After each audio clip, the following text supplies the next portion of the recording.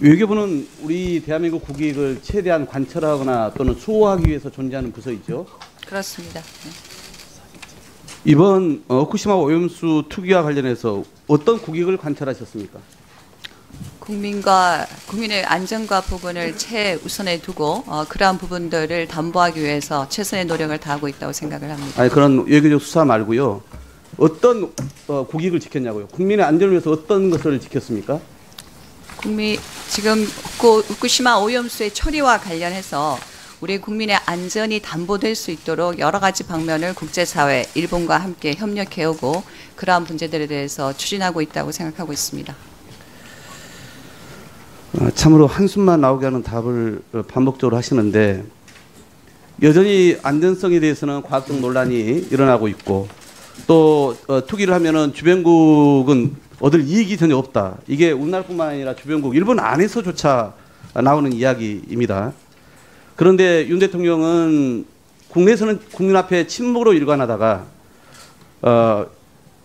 한일 정상회담 이번 회담을 통해서 방류를 아주 시원하게 사실상 인정하셨더라고요.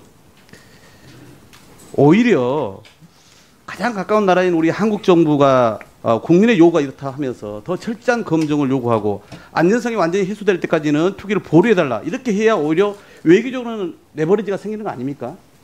그 안전성의 문제와 관련해서는 국제사회의 기준 그리고 규범에 맞게 이루어져야 한다는 부분을 일관되게 저희가 이야기해 왔고 그래서 IAEA의 최종 검증에도 저희 전문가를 파견한 것이고요. 아니, 그리고 예, 국가 그 이야기는 이미 저희가 보고서도. 귀가 지금 닳도록 다 들어왔던 이야기고요.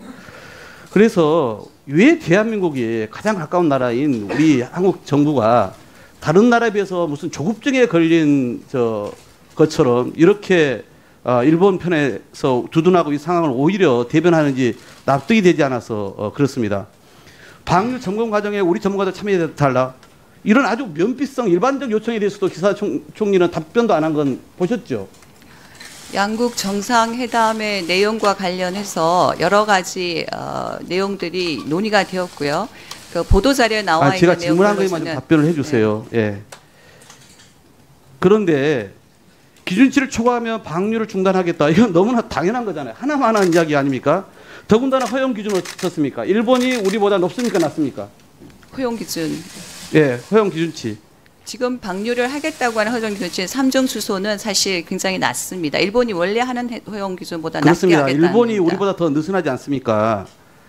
아니, 저는 그런 점에서 방류를 이렇게 쉽게 인정하고 재촉해서 도대체 우리가 무엇을 얻었는지 국민들께 대통령께서 설명할 수 있습니까? 의원님 먼저 방류 기준은 삼중 수소와 관련해서는 일본 아니, 측에서 그렇게 제시한 말 기준 버리지 더 마시고. 높습니다. 내가 좀 전에 얘기했잖아요. 몰라서 드린 말씀이 아니니까요. 수소 배출 기준, 상수소 배출 기준이 실제 우리나라보다 일본이 더 느슨합니다. 일본이 더 높습니다. 이번에 제시한 기준 일본이 더 높습니다. 네, 기준치가 더 높습니다. 네.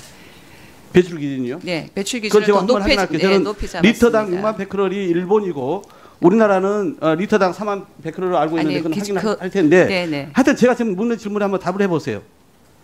굳이 왜 주변국에 피해를 주는 해양 투기 방식을 해야 되냐 이 질문에 대해서 우리 정부가요 왜 우리 정부가 나서서 이게 가장 현실적인 대안이라고 강변을 합니까? 우리 정부가 그 부분이 가장 현실적인 부분이라고 이야기한 적은 없는 것으로 저는 기억을 하고 있습니다. 해양 배출 우리 정부가 그 얘기를 안 했다고요? 해양 배출과 관련돼 있는 부분은 2018년부터 논의가 되었고 아니, 그 과정을 저는 다 네. 알고 있고요, 차관님. 최근에 이제 정부의 입장을 가지고 말씀드리는 거예요. 그래서 언론사 보도 보셨나 모르겠어요. 일본이 이렇게 얘기합니다. 5가지의 방안이 있었잖아요. 2016년부터 논의돼서 쭉 그러다 이제 2개로 약속되고 이제 해양 방류 방식으로 간 거 아닙니까? 그 역사를 네. 알고 있기 때문에 제가 말씀드린 네. 건데 여기서 우리 언론이 물어봤더니 원전 밖에 보관하는 것은 일본 안에서 해당 지하체의 이해나 방사성 폐기물 보관시설 인가 취득 등 상당한 조정과 시간이 필요하다. 고체하면 보관 장소 확보가 어렵다. 즉 달리 말하면 일본 안에다가 그걸 놓으면 반대가 너무 세고 돈이 많이 드니까 공유주인 바다에 버리겠다. 이런 이기적인 행태를 보이고 있는 거 아니에요. 수익자 부담의 원칙 잘 아실 겁니다. 차관님도. 그러면 일본에게 비용을 부담시킬 외교적 전략을 짜는 게 우리 국익에 더 부합하는 거 아니에요? 어떠한 방류의 방식과 관계없이 저희 정부의 입장에서는 우리 국민과 환경에 해가 되지 않도록 하는 방식에 대해서 고민하고 노력해가는 것이 옳다고 생각을 합니다.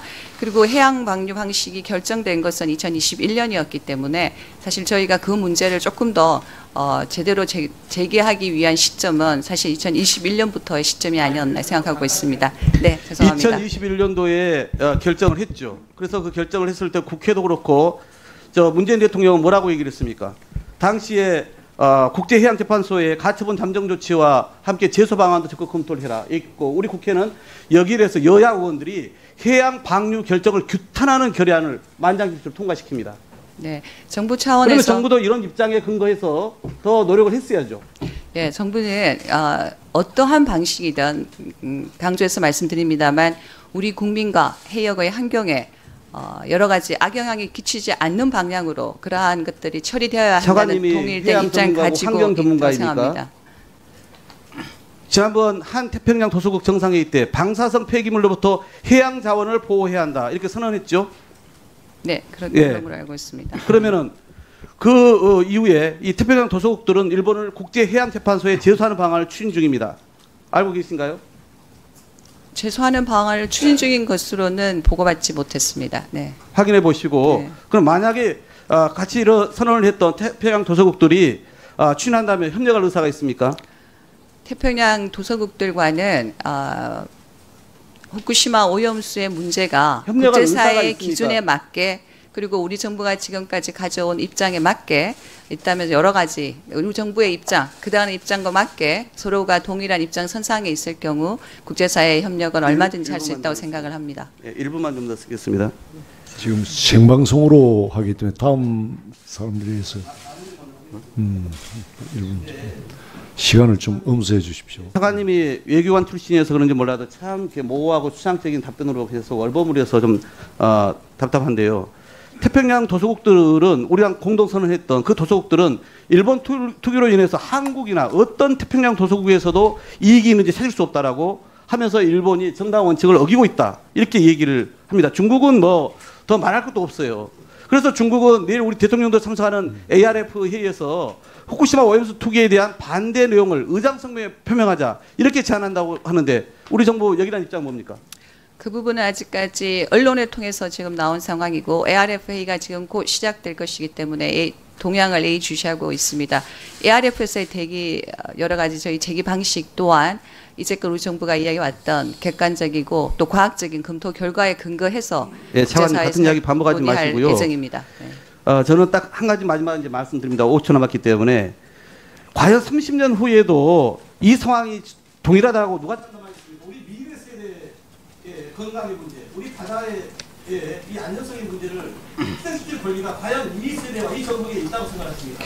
의원님, 정부는 우리 미래 세대의 건강, 우리 해역의 바다의 안전을 가장 중요하게 생각하고 있습니다. 네, 수고 많았습니다.